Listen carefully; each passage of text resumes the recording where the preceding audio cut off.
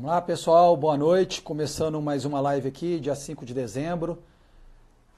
Deu um bug aqui, tive que começar novamente. Vamos tentar aqui, ó. Santiago já está na área, então uma live com ele, né? Vamos falar aí sobre o triatlo lá no Rio Grande do Sul. Santiago tem uma vasta experiência aí. Vamos lá, vamos ver se dá certo aqui. Cadê?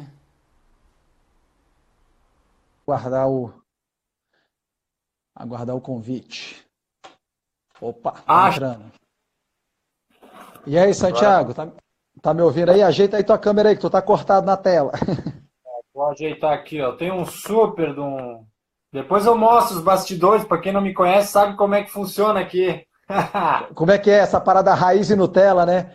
O meu era um grampeador, né? Que eu botava. Agora eu botei aquele negocinho de carro tipo de Uber aqui na minha mesa de vidro, ficou perfeito, viu? Então, ó, eu vou, ó, rapidinho, eu vou mostrar pra galera aí, ó. Prepara aí, ó. Olha só. Olha aí, ó. É uma fita, velho. Que, ó, é só encaixar aqui, ó. Eu tenho vários modelos aqui, várias angulações, eu faço o que eu quero. O lobo dava risada também quando a gente fez. Eu lembro quando eu vi os bastidores.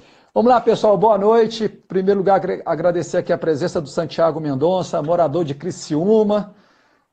Nós nos conhecemos em Kona em 2016. Eu tenho um grande apreço, porque foi um cara que me recebeu de braços abertos lá na Casa Brasil.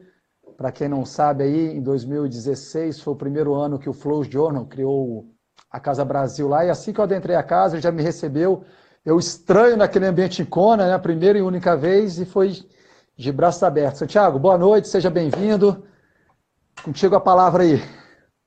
Ô, valeu, cara. E eu tô aqui, nós estamos simultâneos, tá? O Instagram da equipe ProRunner também tá ligado. Então, eu tô falando contigo aqui e o da ProRunner lá. Então, se o pessoal da ProRunner estiver escutando, entra no do Bruno, entra no meu, vamos dar jeito. E falando de Kona, né, cara? Kona, para quem não sabe, pro pessoal do triatlo aí que tá iniciando, Kona é a nossa Disneylândia, né? Onde todo mundo quer chegar, onde é o sonho de todo triatleta que faz o Ironman. E realmente nos conhecemos lá, né? Esse é o começo da história, né, Bruno? Nos conhecemos na Casa Brasil da Flows e foi o início de uma grande amizade aí. É bem bacana mesmo. E o Santiago será um dos meus staffs no Fodax Man, né? E para mim é um motivo de uma honra muito grande aí, né? Poder largar aí. Vamos começar aqui do começo, Santiago. Vamos fazer uma pequena apresentação. Idade. 38 anos. Pessoal da 35, 39 aí, ó. O cara tem mais um ano na categoria. E o cara não é fraco, não, hein? Lá no último 70.3 Buenos Aires pegou a vaga para o Mundial Início, hein? Ah, é. Isso nessas coisas de meio Iron, Ironman, mas tu sabe que eu gosto mesmo é de sprint triatlo, sabia, Bruno? Nós vamos chegar lá, o tipo de prova que você gosta. Você tá no. Deixa eu fazer uma conta de cabeça rápida aqui. 38, você nasceu então em 80. Se eu não estou enganado aqui, é isso? E- Exatamente. então, você começou no triatlo em 1994, começou com 14 anos de idade. Isso, eu tinha 13 anos e meio e eu nem tinha feito 14 ainda. E na escola onde eu fazia natação, porque tudo começou com. Meus pais sempre deram muito apoio para o esporte, né? Eles quiseram sempre que a gente quiser, eu e minha irmã, a gente fizesse muito esporte. E o meu pai me colocou na natação desde sempre. Então, a escola onde eu nadava iria fazer um triatlo pequenininho para as crianças, junto com uma prova de sprint que tinha na época. E aí eles falaram: não, tu não quer fazer? Deu assim, então, não tinha nem bicicleta, né? E aí eu comecei a me inteirar do que seria o tal do triatlon. E aí os caras, não, vai nadar 200 metros, vai pedalar 5 quilômetros, vai correr um. E aí eu, tá, beleza, então vamos, coloca o meu nome aí. Eu peguei uma bicicleta que era do meu avô, a bicicleta era mais velha do que eu. A bicicleta devia ter uns 20 anos. Era uma Caloi 10 que eu tive que colocar um câmbio traseiro, porque ela não estava sem câmbio na época e tal. Eu coloquei e fui na prova. E a E partir daquilo ali eu nunca o mais selinho parei. colado no quadro, né? Por causa da altura, né? Imagino. Exatamente, cara, exatamente. A bicicleta era enorme para mim, eu andava assim, ó. E os braços lá na frente, igual uma Harley Davidson. Exatamente, foi exatamente essa. Tu deu a definição perfeita do que era o meu primeiro triatlo. E a minha mãe, quando olhou para aquele lago, era um lago artificial, ela olhou para o lago e disse assim: ela virou para minha irmã e disse assim, tá, mas o Santiago nada tudo isso aí. E eram míseros 200 metros. Como é que era? Atravessava ou ia 100 e voltava 100? Não, a gente foi levado por um barquinho, assim, numa balsa, e aí Aham. falou assim, criançada, é o seguinte, agora você só tem que ir. E a gente tinha que chegar na borda do lago, cara. É, Foi, o famoso na tora, né? Vai na tora. vai, não É, tem choro. casado, pai de um filho, não é isso? Exatamente. O Cadu tem 7 anos e meio aí, ele é de maio. E Uhum. o Cadu tem outras histórias também, o Cadu tem muito envolvimento com o Ironman, porque Legal. a prova do Ironman Brasil é sempre em maio, certo? E Uhum. eu comecei a namorar minha esposa no Ironman. Nós ficamos noivos um ano depois no próprio Ironman. E o Ela é Cadu esportista? nasceu, ela corre. Hoje ela corre, já fez triatlon, tudo. Uhum. E o Cadu nasceu um dia antes do Ironman Brasil. Tanto é que Uhum. foi assim uma coisa louca. O Chicão, né, lá de Balneário, estava aqui em casa e foi aquela correria. O Chicão tem que ir embora, ele ia fazer a prova. Eu dei a chave da minha casa para ele, falei assim: ó, cara, te vira aí que eu tenho que ter vou lá ver meu filho e depois a gente se vê. E eu acabei indo assistir a prova depois. Então foi uma loucura. A gente tem um envolvimento muito grande com o Ironman por causa disso. Tudo começou no Iron, o filho nasce perto do Iron, então assim é tudo assim. Não botou o nome do filho de Iron, não, né? Não, pelo amor de Deus, né? Tá bom demais o envolvimento, né? É. Tá, vamos já entrar aqui. Então, beleza. Aí você começou em 94 com a Calói 10 do teu avô, lá no festival lá da natação e tudo. E isso foi em Criciúma, correto? Nada, eu sou paulista, né? Não, sim, você E foi para mas esse teu primeiro triatlo foi onde? Qual cidade? nasci em Porto Alegre, em Porto Alegre. Eu fiquei 15 anos em Porto Ah, Alegre. E legal. aí lá em E, Porto Alegre e, e como é que tem uma era? cena Tinha, de tinha teatro muita muito legal. criança na época? Tinha muita criança na época? Adolescente? Tinha, porque assim, ó, para quem conhece o triatlo a nível profissional, o Frank Silvestrin, baita irmão meu, a gente sempre treinou junto. E a gente é tudo filho do Wilson Matos, que foi um grande de um triatleta e é grande de um treinador hoje, e que fomentou muito isso. Ele era professor de escolinha de natação, então, de escolinha, de equipe e tal. Então ele sempre colocou essa criançada para fazer o esporte que ele gostava. Então tinha muita criança naquela época. Para quem conhece o triatlo há um tempo, o Lucas Preto também, que é do Rio Grande do Sul, foi profissional e hoje está meio parado. Naquela época ele até me ganhou, porque ele nadava tão bem que ele saiu anos-luz na minha frente, porque ele era nadador, e depois eu nunca Uhum, mais vi ele na prova. E aí uma uhum. época eu ganhei dele, depois ele se profissionalizou e ganhou de mim de novo. Então a gente sempre brincou com essas histórias de, né, de ser adversário a vida inteira. É, aqui em Brasília, nessa época, eu fiz triatlon 89, 90, 91 e 92. Em 92 eu parei para estudar, para entrar na Academia do Corpo de Bombeiros e tal, e eu retornei agora em 2014, 2015. E nessa época, aqui em Brasília, nessa época, melhor dizendo, poxa, os triatlos largavam com, sei lá, 100, 150 guris. Era uma coisa muito grande, eram números absurdos. Hoje em dia, talvez se fizer um triatlo infantil aqui, com a categoria de 14 a 16 anos, não dá 20 guris, entendeu? Pelo menos eu estou inferindo aqui, até porque eu não vejo essa gurizada fazendo, praticando atividade física, né? É, seja corrida de rua, né? Seja também o triatlo. E como é que tá aí no sul, a gurizada? Então, infelizmente, a gente não tem mais tanto apelo do pessoal, principalmente infanto-adolescente, assim. E quem está gerenciando tudo isso e quem está participando de prova é o pessoal mais velho. Então a gente não tem uma renovação. Isso me preocupa um pouco, porque a criançada que, como eu lá em 94, nós éramos, pô, sempre tinha 5, 7 na nossa categoria. Hoje, não, às vezes não tem um, entendeu? Então a gente está vivendo muito do passado, o triatlo está envelhecendo e não está tendo renovação. É, eu acho que eu conversando com muita gente, né, e o começo da nossa conversa foi muito feliz nesse ponto. Você fez o seu primeiro triatlo com a bicicleta do seu avô, ao estilo Harley Davidson, colado. Uma coisa que eu percebo, e assim, eu vou até fazer uma publicação recentemente, que o nosso esporte, ele, infelizmente, está muito elitizado. Então, assim, Tá aqui minha bicicleta aqui na parede aqui, ó, bicicleta top da Argon. Então, às vezes, um seguidor, alguém vê uma bicicleta e fala assim, não vou começar no triatlo porque eu não tenho uma bicicleta top. Entendeu? Então, assim, e se as pessoas começassem com o que elas têm, com a garagem, com a bicicleta que está na garagem, com o capacete que está pendurado, a coisa seria melhor popularizada. E os atletas mais experientes, né, eu vejo isso também, e acho que você percebe, acho que todos percebem, é uma constatação geral, tem um olhar certo de preconceito quem tem um equipamento mais simples, que isso, no fundo, é uma grande besteira. Concorda? Concordo plenamente. Naquela época, a gente. Por que a gente brinca que era uma época romântica?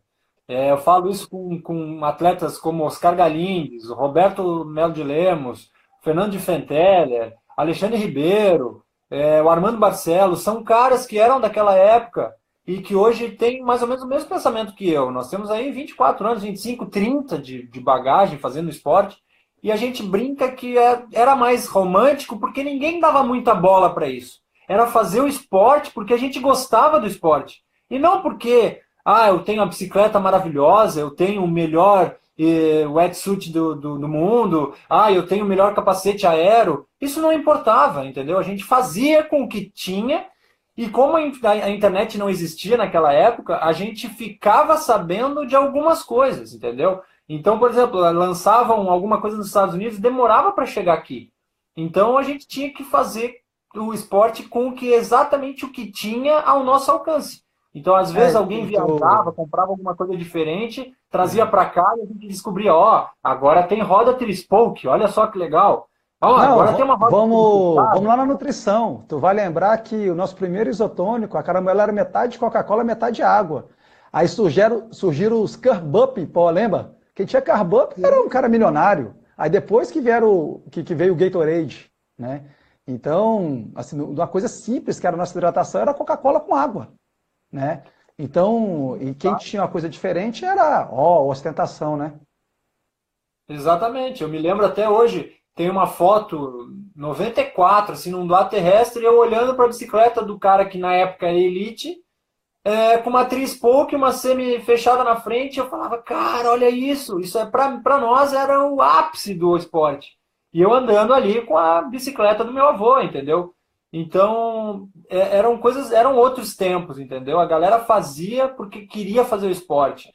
Hoje a gente vê muito, infelizmente, vê que popularizou um pouco a história da rede social, que o cara mais está preocupado em postar uma foto bonita e às vezes não quer nem falar do seu tempo, que é uma coisa que eu acho uma besteira, o cara tem que fazer por ele, não pelos outros, entendeu? Tu completar uma prova de triatlo tem que ser por você e não para competir com ninguém. Mas acabou sendo isso, a rede social levou também um pouco disso para frente, né? De querer se mostrar, de querer achar que, não, eu não vou fazer porque eu não tenho o equipamento ideal. Que na realidade, cara, o triatlo é para ser feito com o que tu tem e a sua própria força, né? E uma coisa bem interessante, quando eu terminei o 73 Fortaleza, eu até botei no meu stories, e foi bastante comentado, mas muito comentado mesmo, que eu botei assim, quando eu pergunto como foi a prova, não estou perguntando o teu tempo. O tempo, se eu quiser, eu entro no aplicativo e vejo. Eu pergunto como foi a prova, eu quero saber se você desempenhou o que você queria fazer, se você rendeu, se você está satisfeito com o teu resultado, se você está feliz com aquele desempenho ou com aquele resultado. Mas aí eu pergunto à pessoa, como é que foi a prova? Eu não consegui fazer o sub 5. Eu falei... Aí eu falo, cara, tipo assim, até daquela famosa brochada na conversa, né? Porque, pô, eu quero saber, o senador bem, você pedalou bem, como é que foi tua hidratação, como é que foi tua alimentação? Um pouco me lixando pro teu tempo. O teu tempo eu entro no aplicativo, boto teu nome e vejo, né? E é isso que eu procuro difundir para as pessoas. O tempo, ele é irrelevante, o tempo é consequência que a gente faz no dia a dia, né? O que é bacana é a pessoa falar como ela se sentiu, se ela está satisfeita com aquele resultado. E digo mais, eu já fiz prova que eu peguei pódio, eu odiei meu desempenho, eu achei uma porcaria. E eu tive prova que eu terminei lá em 10º tanto, 20º, que eu amei meu desempenho, né? Eu acho que a pegada tem que ser essa. Exatamente. Eu sempre digo assim que eu já fiquei muito contente em prova que eu fiquei em quarto colocado, mas sabendo que os 3 primeiros colocados eram muito fortes e eu fiz o meu melhor e fiquei em quarto, eu fiquei mais feliz de um quarto do que uma prova que eu fui segundo, que eu sabia que eu tinha condições de ganhar. E não ganhei porque faltou alguma coisa comigo ali. Entendeu? Então, para essa situação, as pessoas começam a não entender. Ah, não, mas espera um pouquinho. Tu ficou em quarto mais feliz do que um segundo? Sim, porque o meu desempenho foi aquém do que eu queria naquele vice-campeonato. Eu podia ter ganhado a prova e não ganhei porque eu errei numa estratégia, eu errei numa situação, e aí um quarto colocado, quando tu faz tudo que tu podia, mas teve adversário melhor, é da vida, é do jogo, a gente tem que saber lidar com isso. Esporte se ganha e se perde, né? Então, aí puxando aquela parte que você tocou, infelizmente, né, nem sei se é infelizmente ou felizmente, eu não sei nem como qualificar isso. Mas isso é nítido, algumas pessoas têm feito provas, ou então, se não muitas, digamos assim, o status da aceitação, sei lá, da rede social, enfim, né? Eu não digo nem que é certo e nem que é errado, mas é uma realidade hoje do esporte. E também a questão da grife, né? As provas menores, né, elas estão vazias em detrimento das provas maiores, de marcas consagradas, como o Ironman Challenge, por exemplo. Exatamente. As marcas vieram muito forte, claro. Tanto é que a gente conversou isso entre 2 amigos lá na Argentina, aonde chegou a marca Ironman, do cara tatuar isso na perna, entendeu? Ele tatua no corpo. É a segunda tatuagem mais feita no mundo, só perde para Harley Davidson. Então, e aí tu vê, aonde a marca chegou, né, que o Challenge não tem isso. O Challenge é o irmão mais fraco nessa história, porque o Ironman, com esse nome, conseguiu chegar nesse status de ser a segunda marca mais tatuada do mundo, né, e tem todo um trabalho por trás e tal, e as pessoas ficam meio que bitoladas que não, eu tenho que fazer essa prova.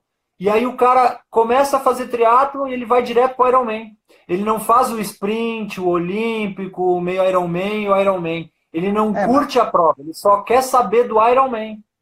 Mas aí tem um outro detalhe, aí eu vou uma outra pergunta que eu botei aqui, para saber como é que está aí no Sul. O Brasil é um país de proporções continentais, tem uma Europa aqui dentro, né? Por exemplo, aqui em Brasília é uma realidade, se não tivesse a MKS Esportes, aqui no Distrito Federal, possivelmente nós teríamos um calendário pífio de provas, né? Por problemas aí que todos sabem, né? Que são questão das federações. Então não fomenta, tem poucas provas. Às vezes tem estado que nem prova tem. Mas como é que está aí no Sul essa questão das provas pequenas, menores, digamos assim, né? Não botar pequenas, mas de marcas menores, e a questão também de provas da federação. Como é que está por aí, em Santa Catarina? Então, a gente pode dizer que a gente é privilegiado, porque eu morei 15 anos em Porto Alegre, a federação é de 1992. Então, ela começou um pouquinho antes de eu começar. Então, a federação hoje tem um calendário bem interessante, com várias provas durante o ano, né? Isso falando no Rio Grande do Sul. Em Santa Catarina, a FETRISC, né, e quem levou muito e difundiu muito o triatlo no sul do Brasil foi a NAIDA. Tá? A NAIDA faz um trabalho belíssimo. Hoje ela nem é mais a presidente da Federação Catarinense de Triatlo, mas continua ajudando a federação no modo geral. E ela foi a responsável por colocar um calendário muito grande e fomentar muito isso. Então a gente tem um calendário muito legal de aquatlon, de duatlon e de triatlon. O que acontece? As provas hoje, uma prova bem tradicional, que seria a prova de Garopaba, coloca 250 atletas.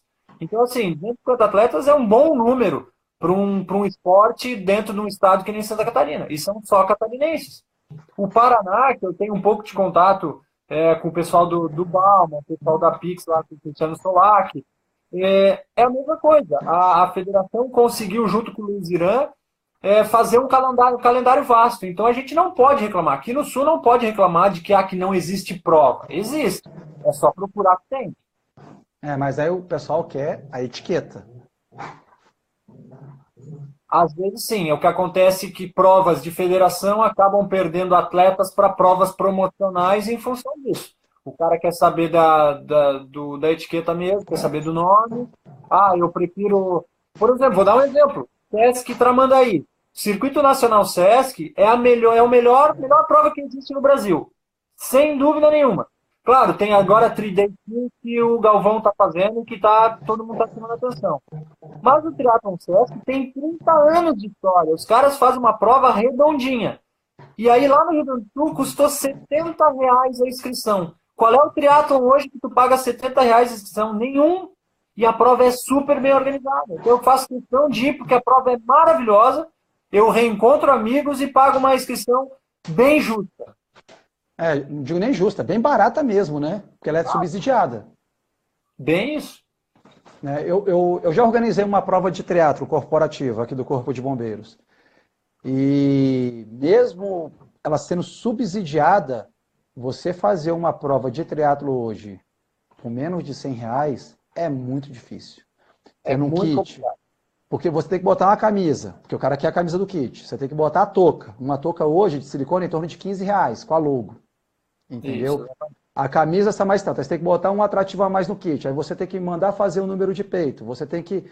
É a questão do pós, alimentação, hidratação e tudo.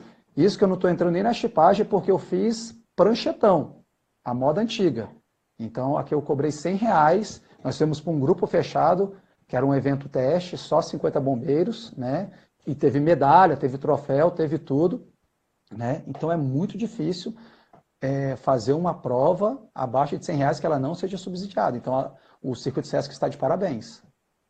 Com certeza. Isso acontece no Rio Grande do Sul, tá? Eu vou fazer um outro paradoxo com a prova de Caiobá.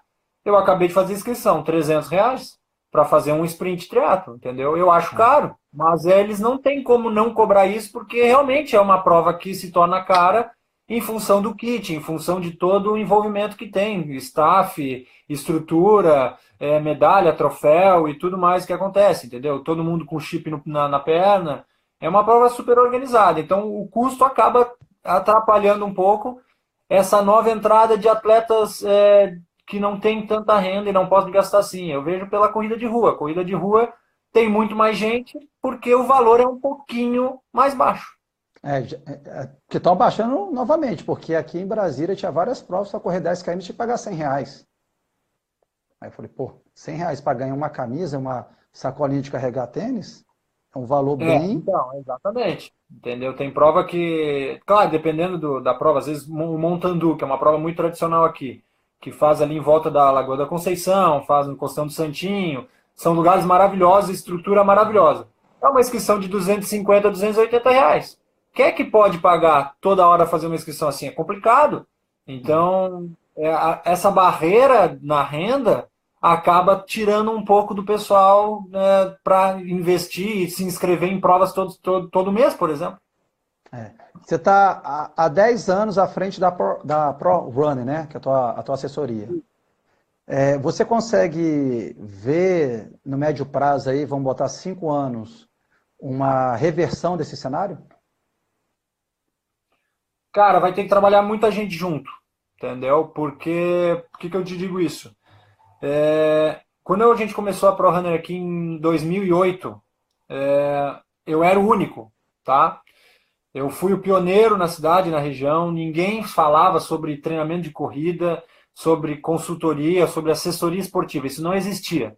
Então eu tive que começar a duras penas a criar o conceito para me mostrar o que era o meu trabalho.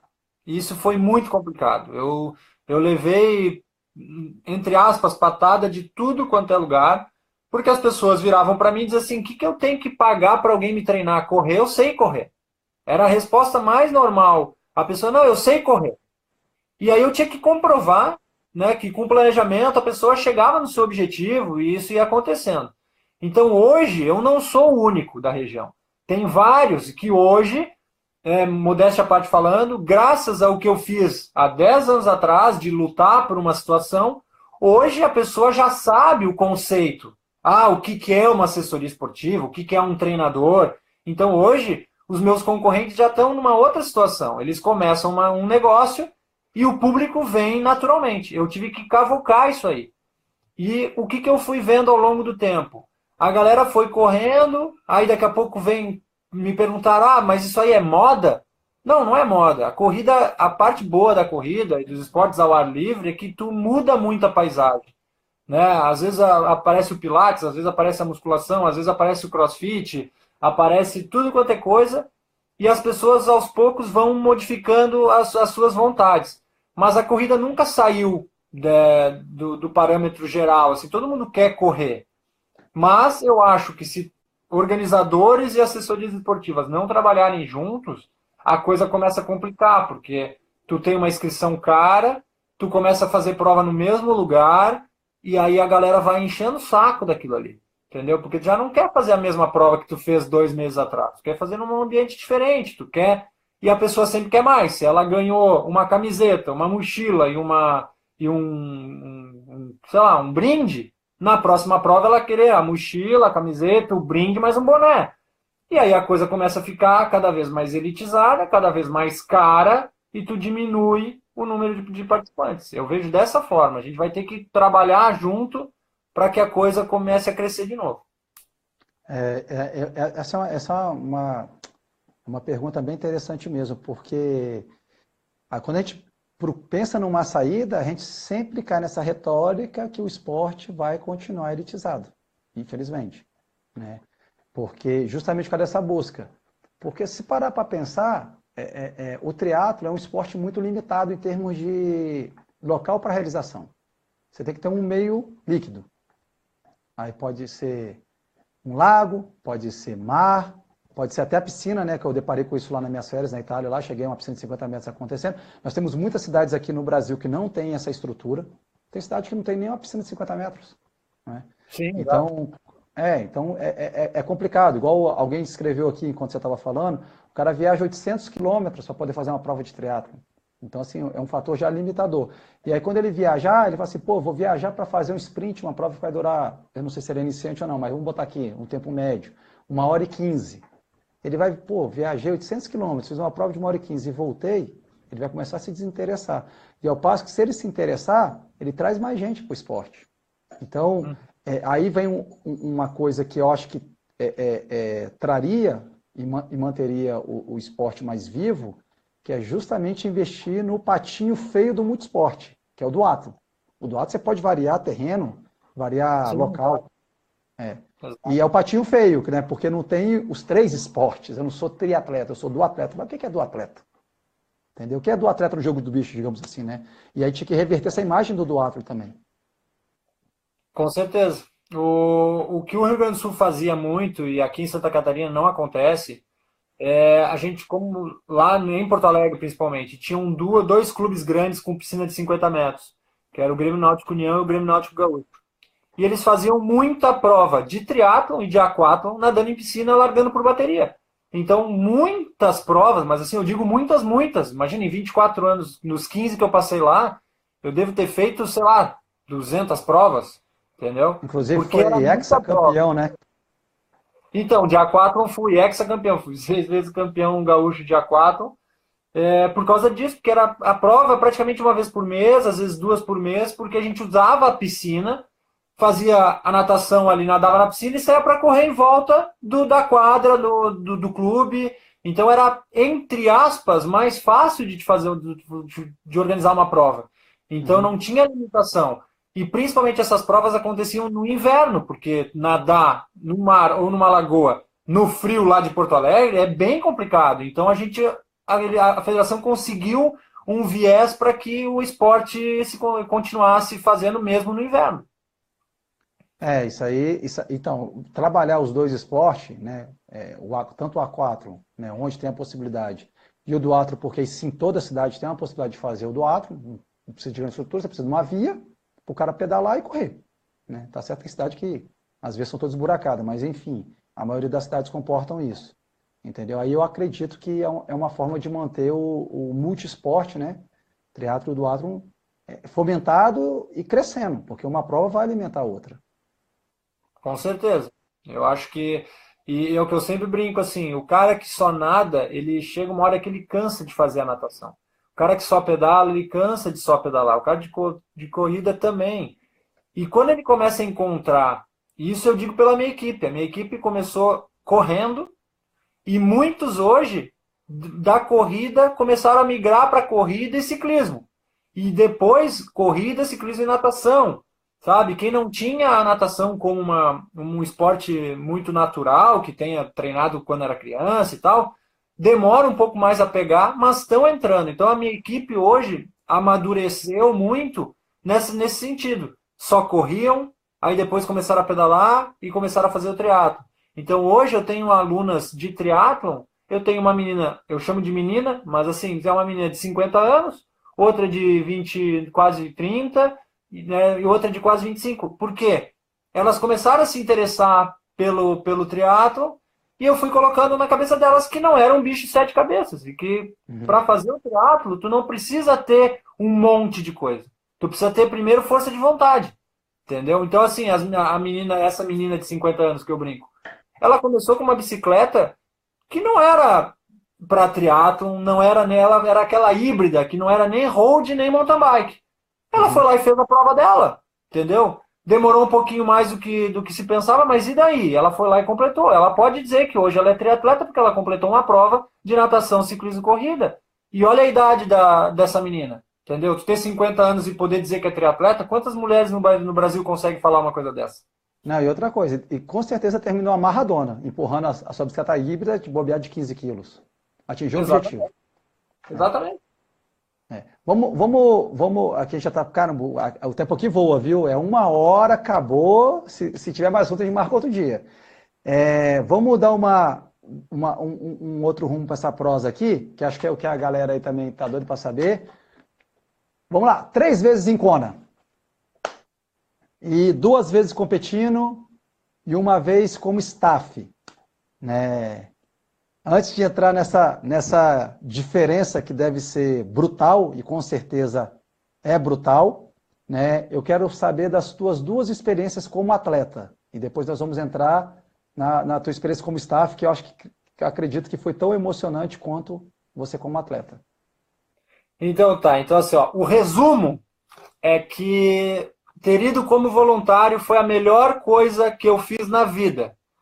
Material, né? Porque a melhor coisa, né, foi o meu filho. Mas material foi a melhor coisa que eu fiz, foi ter ido para o Ironman esse ano, ver os 40 anos da prova como voluntário. Para fazer a prova, eu fiz 2014 e 2016. Tu vai com outra cabeça, tu vai com uma cabeça de concentração, tu toma cuidado com a alimentação, toda aquela história, porque tu já classificou, então assim, ali tu vai fazer o teu melhor, mas tu já tá mais, entre aspas, tranquilo, porque tu vai fazer a prova sem pressão. Diferentemente quando o cara quer classificar, que ele tá querendo, então tem uma pressão interna de que tu quer fazer a prova. Aí tu chega em Kona, que é o lugar mais lindo do planeta, e encontra todos os atletas de outras delegações e vê todo mundo se movimentando. Cara, para competir é a melhor coisa do mundo, entendeu? Só que o que eu digo assim, quem já viu um vídeo de Kona, do Ironman Kona, no YouTube, acha que aquilo ali é maravilhoso, que as pessoas estão lá e tal, porque tem o cara com voz de cinema dizendo que o cara fez isso e saiu do mar, e aquela coisa linda, parece de filme. Só que, Bruno, tu lembra muito bem como é que é. Dá o tiro de canhão, cara, e é só tu. Vai nadar os 4.000 metros, cara, sozinho. Aí e tu vai pega 2.000 e vem 2.000. Diga-se passagem, não tem boinha não. Exatamente. Não tem volta pro cara bater palma pra ti. Tu vai mar adentro, volta mar adentro, depois pega a bike e sai pra pedalar, tirando os primeiros 10, 15 quilômetros, que é ali mais pertinho da cidade. O resto é quincar, é você, o vento, o calor e Deus, bicho. Não tem nada, entendeu? E lá no vídeo do YouTube, o cara tá relatando, tá? Pai, é assim, assado, e vamos lá. Então, para quem vê e quem faz, a prova é uma coisa meio caminho de Santiago de Compostela, sabe? O cara começa a tu ainda esqueceu de falar da maratona, que o cara vai lá na Casa do Chapéu na Lidrive, volta e depois some no Energy Lab. Exatamente. Na Lidrive, o cara ainda tem uma torcida. Tem a galera dizendo good job, good job. Mas, cara, quando tu sobe pra estrada... Não, ainda tem sombra também na Lidrive. Ali, depois o pessoal fala um sol para cada um. Quando acho que é 10 para cada um, sei lá. E o cara tá levando do bolso o sol ali. Os caras perguntam assim, tá, e aí, Kona foi a melhor prova que tu fez? Cara, eu digo assim sempre, a maratona da Disney é a melhor prova que a pessoa pode fazer na vida, tá? Aí todo mundo, mas é melhor que Kona? Cara, são coisas diferentes. Kona é mais tu, sabe? É você sozinho fazendo a sua força, blá blá blá. Na maratona da Disney, a cada milha tem uma banda, tem um personagem, tem alguém gritando pra ti. Então, tu faz as 26 milhas da maratona com 26 coisas diferentes. Então, mesmo que tu não esteja treinado para maratona, vai e faça a maratona. Porque tu vai embalado com aquela motivação e a coisa vai. Agora, a Kona é diferente. Kona é uma coisa mais reflexão, você sozinho, tendo que conversar com você mesmo muitas vezes, porque a gente sabe, quem faz Ironman não é uma prova uniforme, uma hora você está legal, uma hora você está ruim, outra hora você melhora. Então, tem que trabalhar muito bem isso. Então, são provas diferentes. É o melhor lugar do mundo, mas você tem que saber que é você e você. E o voluntariado. Tu chegou, tu foi lá para assistir ou tu já foi inscrito para ser voluntário? Como é que foi essa história de você ter virado voluntário? Que até para mim foi uma surpresa que estava te acompanhando. Foi, ué, o cara tá lá agora como voluntário. Como é que foi isso aí? Então, eu antes eu tentei a classificação em Floripa, não consegui, estava num dia ruim, não deu. Eu lembro, a E gente eu já correu tinha junto lá. entrado. Eu te passei na bike no retorno. Não sei, lá no aeroporto, Sei lembra que lá eu te onde é que cumprimentei? passou. Aí tu Eu me falou pra lembro, mim a gente assim, comentou na corrida também. não, na bike tu falou assim, caraca, eu tô na merda. Eu falei, acho que a gente tava na segunda volta que pega aquele vento contra. Aí tu falou, tô na merda. Eu falei, rapaz, agora o trem vai ficar feio pro nosso lado. Eu lembro que eu te passei lá. Então, aí eu não estava num dia bom, porque eu tive uma gastroenterite 2 semanas antes, eu fiquei malzão e eu entrei na prova meio ruim. Mas enfim, aí eu não classifiquei, eu vinha cuidando do site de Kona para ver as informações e tal, porque eu falei, pô, eu tava com a cabeça para classificar. E aí tinha um ícone dizendo volunteer, né? E aí eu cliquei ali e aí começou a aparecer, em breve, inscrições para ser voluntário. Aí eu, em junho, mais ou menos, ele abriu. E aí comecei a ver ali, aí é tudo organizado, cara, pelo que tu quer fazer, pelo dia e pelo horário que tu quer participar. Então tu vai lá, te inscreve e tu recebe um e-mail com o que tu vai ter que fazer. Entendeu? Isso que eu ia te perguntar. Porque você estava lá recebendo, você botou, se não me engano, até o Mzinho na bicicleta do Sanders, ele até brincou lá, né? Muda o local, você falou good job, man, não sei o que e tal. Você escolheu aquela estação para trabalhar, então? Exatamente. Eu escolhi 6 lugares para trabalhar, tá? Eu trabalhei na Registration Setup, que é arrumar a mochila que o atleta vai ganhar. Trabalho braçal mesmo. Pega a mochila, bota a toalha, bota o informativo, bota tudo que é do kit. Eu fiz isso na segunda-feira. Na terça-feira... Só um parêntese. A maioria dos voluntários de Kona são aposentados, viu, pessoal que está assistindo aí? Tudo cabeça branca. E os caras viajam os Estados Unidos para estar lá, né? E eles são um show de simpatia. Só esse detalhe. Exatamente. Então, o que acontece? Na segunda-feira, eu trabalhei nisso. E aí eu me sinto, mesmo com 38 anos, eu me sinto um jovem. Então, assim, eu tava ali, os caras cabeça branca, velhinho, e eu fazia, era uma linha de produção. E eu fazia 5 voltas, enquanto a velhinha fazia 2. Então, assim, só que é ritmo de cada um, entendeu? E eu ia lá fazendo, tal, porque eu tava cheio da energia ali, eu queria gastar, não tava treinando, então eu tava fazendo ali de tudo. E aí tu começa a conversar com as pessoas. E aí no meu primeiro dia, eu já conversei com a coordenadora do Registration, que é lá a parte de retirada de kit. E aí eu falei pra ela, falei, olha, eu me viro no inglês, e sei falar espanhol e sou brasileiro, então posso falar 3 línguas. E aí ela já me colocou num outro patamar já. Eu não ia ser o cara que entregava kit normal, eu ia ser um cara no translate, entendeu? Na tradução. Então eu brinco que eu já fui promovido no meu primeiro dia de trabalho eu já fui promovido. Então, quando eu cheguei para o meu segundo trabalho, que era entregar kit, eu já estava numa mesa, num outro posicionamento. Entendeu? Então, qualquer cara que chegava ali, um espanhol, mexicano, qualquer um de língua, né, espanhola, e que não sabia falar inglês, os caras já me olhavam para mim, Santiago, ó, esse aqui. Aí já ia direto na minha mesa, e eu fazia a tradução e já resolvia. Então, essa parte da entrega de kits foi uma das partes interessantes, porque eu conheci gente do mundo inteiro. E qual foi o diferencial para um cara que já fez a prova? Todo mundo ali é voluntário, por mais que eles já tenham feito isso em outras situações, qual é a diferença? O sistema é exatamente isso. O Bruno chegou na minha frente e disse: o meu número é 1548. Aí eu viro e digo para a pessoa que está atrás de mim, eu digo 1548. Essa pessoa vai buscar as informações, é um envelope com todo o material personalizado.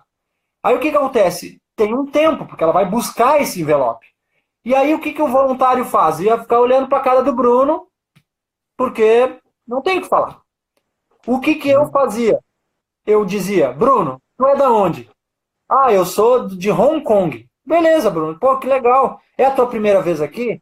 Ah, sim, é a minha primeira vez. Eu vim por causa do Legacy, eu já não sei o quê, babá, assim, me classifiquei não sei aonde. Então, cada um tinha uma história diferente. E eu ia batendo um papo com o cara.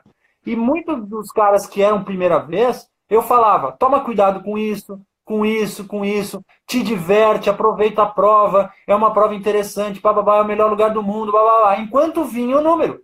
Então tu via que os caras chegavam ali meio nervosos, não sabiam o que fazer, e começavam a abrir um sorriso, porque qual é o destaque voluntário que vai te receber com um monte de informações que ele nem estava esperando? Então e tu eles falava para eles que tu já correu lá 2 vezes? Você chegava a falar ou não? Para os atletas? Sim, eu falava. Você apresentava, falava que era brasileiro, já corri aqui 2 vezes e tal. Exatamente.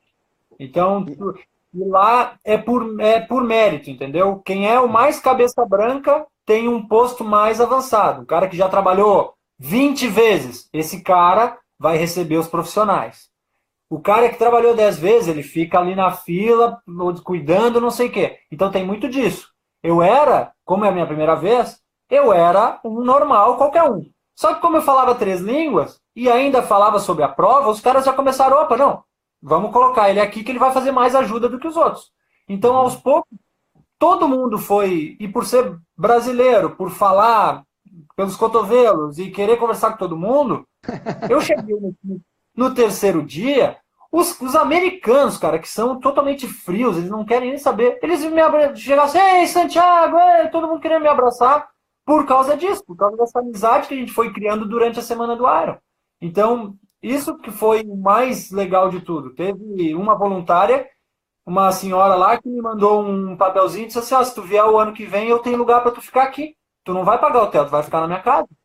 Então, assim, até isso assim, começa a acontecer por causa desse entrosamento, dessa interação que eu começo a ter com todo mundo ali. E tem gente de tudo quanto é lugar. E aí, de repente, você estava lá de bastidores em bastidores, você estava ao lado de nada mais, nada menos da Voz. You are Iron Man. E aí, como é que foi? Então, isso foi na terça-feira de noite. Tinha o Bob Babbitt escreveu um livro dos 40 anos. O Bob Babbitt, para quem não conhece, a analogia perfeita é o seguinte: eu conversei com o Jô Soares do nosso esporte. É isso que ele é, entendeu? Ele conversa com os profissionais, ele é o cara que sabe muito sobre triatlo, tanto é que ele foi um dos que participou no Ironman de 1981 no Havaí. Então, assim, imagina a história. Primeira edição, 81, se não me engano, foi a primeira edição de Kona. Talvez, eu não sei. Acho que foi. Se não me engano, 78, 79 e 80 foi em Honolulu. Tenho quase certeza que sim. Posso estar errando por 80. 78, 79 eu tenho certeza que foi Honolulu. 80 isso. Eu estou meio que na dúvida, mas eu acho que 81 foi a primeira edição em Kona. Foi quando ele sai de Honolulu e vai para Kona. E aí se perpetuou lá, com variações de percurso. Teve um ano que o ciclismo é para um lado, é para o outro e tal, até devido à duplicação da Queen K, o circuito agora do ciclismo teve uma pequena alteração, né? Não passa mais lá pela piscina pública, subindo ali pelos mercados, agora sobe a Palane. Eles fizeram essa pequena mudança lá que eu fiquei sabendo. Aí eu falei: não, eu comprei o livro dele, queria autógrafo, e aí tava o Mike Riley, que é a voz do Ironman, o cara que fala: você é um Ironman, para todo mundo que chega. E aí eu tava na fila, já tinha todo mundo indo embora, não tinha mais ninguém, tava ali Scott Molina, que é outro lenda do triatlo ali, Karen Smyers ali também, Heatherford, tinha... Só que o pessoal não deu muita bola. Todo mundo pegou e foi embora. E aí eu cheguei pro Mike Riley e falei, Mike, eu já escutei 2 vezes a tua voz dizer você é um Iron Man pra mim numa chegada. Tu não grava pra mim um videozinho? Daí ele, cara, ele fez exatamente isso. Ele olhou para um lado, olhou para o outro, falou assim, liga. Eu peguei e liguei, e ele falou assim, Santiago, você é um Iron Man. Cara, eu arrepiei direto aquela hora. Porque o cara fez pra mim o negócio, entendeu? E aí depois veio o Bob, veio brincar comigo. Esse vídeo tem no meus destaques aí. Tem no teu stories. Aí... Eu achei bem emocionante. É bem E bacana aí o mesmo. Bob ainda brinca. Assim, não, se tu me der $20, eu também digo que tu é um Iron Man. Eu sou o Mike Riley. Eles começaram de sacanagem, entendeu? Papo de bar total, entendeu? Eu tava ali conversando com os caras. E dali o Bob já me convida pro programa dele, que é no outro dia, na quarta-feira de manhã. Então na quarta-feira de manhã eu fiquei de camarote olhando o programa ao vivo, o programa que todo mundo Que é vê no aquela YouTube. hora que você filma. Que você Isso, fez uma live. Eu fiz uma live com o Thiago Vinhal, quando o Thiago Vinhal foi entrevistado. E aí você fez uma live, eu lembro que eu acompanhei. Isso. Eu me arrependo de ter feito a live, porque o vídeo, eu queria ter gravado o vídeo. Eu fiz a live e tal, ficou legal, só que eu queria ter o vídeo gravado. Porque o Thiago foi a melhor entrevista de todos. O Bob estava super emocionado, porque o cara tocou o ukulele ao vivo, coisa que ninguém nunca fez. Entendeu? O Sanders até fez uma foto uma vez dizendo que estava tocando, mas o Sanders não toca. O Vinhal foi lá, arrebentou, tocou o ukulele. O Patio Man, que é o cara lá do ukulele, ficou assim com os olhos desse tamanho, dizendo, cara, como é que o cara toca isso? É porque o Vinhal sabe tocar cavaquinho, e aí é muito parecido. Entendeu? O instrumento ele é muito parecido. O Vinhal, nossa, o Vinhal fez a melhor entrevista que eu imaginei que ele podia fazer, ele fez. Então a sequência da semana foi uma coisa atrás da outra, totalmente inédito, foi um negócio muito legal. E aí tu falou lá atrás o negócio do adesivinho na bike. Cara, aquilo ali também, eu me inscrevi para para revisar a bicicleta. E para quem faz triatlo aqui no Brasil, e quem já fez prova, eu acabei de vir de Buenos Aires, fiz provas em Cozumel, blá, blá. Qual é a situação? Tu chega com a tua bike, o cara pega, o voluntário pega, vê se a bicicleta tem freio, vê se as tuas rodas estão bem centradas, se ela não tem folga, se o teu capacete está afivelado, tem tudo isso. Lá, o coordenador virou para mim e disse assim, eu perguntei para ele, o que a gente tem que fazer? Ele assim, ó, é só ver se o cara tá com 2 sacolas na mão e o adesivo na frente do capacete. Aí eu disse assim, tá, mas não tem que estar afivelado? Ele, I don't care. Cara, eu falei assim, como assim? O coordenador disse que não tá nem aí. Por quê, Bruno? O cara já assinou lá na hora que ele retira a kit que o capacete é responsabilidade dele, que a bicicleta é responsabilidade dele e que ele tá na prova por responsabilidade dele. Então, ó, eles não estão nem aí. O I don't care americano é exatamente isso. Se tu assinou, a responsabilidade é tua. Porque aí eu perguntei pro cara, mas por que chega nesse ponto? Ele assim, porque a gente já foi processado, porque um cara chegou aqui e caiu ou furou o pneu, e ele disse que o staff tinha feito a revisão na bicicleta dele. E aí a gente foi processado por causa disso. Então a gente não olha mais nada, a gente só deixa passar. Tu cola o adesivo e manda o cara passar. E aí beleza, então é isso que eu vou fazer. Só que qual é a diferença entre o Santiago aqui, falador, e os outros voluntários? Os outros voluntários estão ali para trabalhar e não sabem o nome dos caras. E eu sabia o nome de praticamente todo mundo. Né? Todos os profissionais e muitos brasileiros, eu sabia o nome de muita gente. Dos profissionais, praticamente do field inteiro eu sabia. E o coordenador da transição olhava para mim e eu dizia assim, posso pegar aquele cara? Ele assim, é todo teu. Porque os voluntários não estão nem aí. Entendeu? Não vai mudar se o cara está falando com o Tim O'Donnell ou está falando com o Pablo Uretra da Espanha, que ninguém sabe. Para ele é a mesma coisa. Para mim, não. Para mim fazia muita diferença. Tanto é que quando eu olhava lá o profissional entrar na catotinha para fazer a entrevista, porque era esse procedimento, o profissional faz a entrevista e vem para o bike check-in. Eu simplesmente olhava para o John, que era o coordenador, e fazia uma menção para ele, ele dizia assim, vai, pega. E aí eu dava aqueles passos na frente, que tem nos vídeos do meu stories também, que é eu indo até o atleta, com isso, eu falei com Sebastian Kienle, Patrick Land, Lionel Sanders, Tim O'Donnell, Ivan Hanna, Dylan McNeese, que mais? Tyler Butterfield, todo mundo, os principais atletas eu peguei. Então, assim, o diferencial, para mim foi uma experiência fantástica, entendeu? E conversar com esses caras, porque, como eu falei com o Patrick Land, quando eu colei, eu perguntei para ele, onde é que tu quer que eu cole o adesivo? Ele disse, não, cola aí, vê um lugarzinho legal. Aí eu prestava atenção nisso, eu queria colar de um jeito que a pessoa vai guardar aquele adesivo para sempre, cara, porque eu guardei quando eu fui. O meu adesivo tá guardado, tá colado na minha bicicleta até hoje, eu não vou tirar. Então, assim, eu tinha o maior cuidado com isso. E os voluntários colavam de qualquer jeito. Então, eu tinha uma parcela de muito cuidado, muito zelo, porque eu sabia que aquilo ali ia ser guardado. E aí o Patrick Land falou assim, não, pode colar aí. Aí eu colei certinho, e ele assim, muito obrigado. Eu disse, seja o bicampeão amanhã. E o cara foi. Entendeu? Você então, falou para ele e tu também falou pro Sanders, né? Falou, good job, isso, né? Pro Sanders foi engraçado, porque eu cheguei para ele e disse assim, onde é que tu quer que eu cole o adesivo? Ele assim, não, qualquer lugar. Eu disse, posso colar aqui? Aí ele riu e falou assim, não, só não cola em cima do No Limits. Eu assim, não, mas é claro que não. Como é que eu vou estragar o negócio, né? Não, claro que não. Entendeu? Então, esse tipo de coisa, cara, eu não esperava acontecer. Então, foi muito melhor do que eu esperava mesmo. Entendi. Pensa ser voluntário novamente? Com certeza, 2020. Bacana. 2019 ano que vem, 2020. Nós estamos faltando 7 minutos para encerrar a hora e deu a hora, senão fica cansativo para você, para mim e para os nossos telespectadores. No Instagram vamos falar rapidinho aqui então, isso aqui nós vamos deixar para frente sobre a questão da tocha.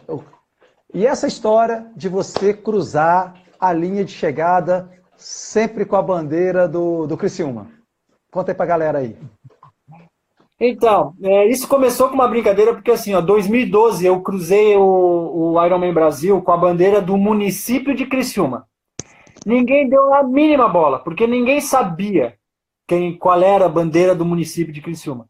Aí eu falei, poxa, eu tô morando numa cidade, eu gosto da cidade, me apaixonei por aqui, mas ninguém sabe que eu sou de Criciúma. Como é que eu vou fazer isso acontecer? Aí eu falei, não, pera um pouquinho. Aí eu tinha um aluno que era conselheiro do Criciúma, eu falei, tu não tem uma bandeira? Aí o cara me deu uma bandeira. Tigre. Do Tigre. Daí eu falei assim, não, beleza, então me consegue essa bandeira. Aí eu levei pra Kona 2014.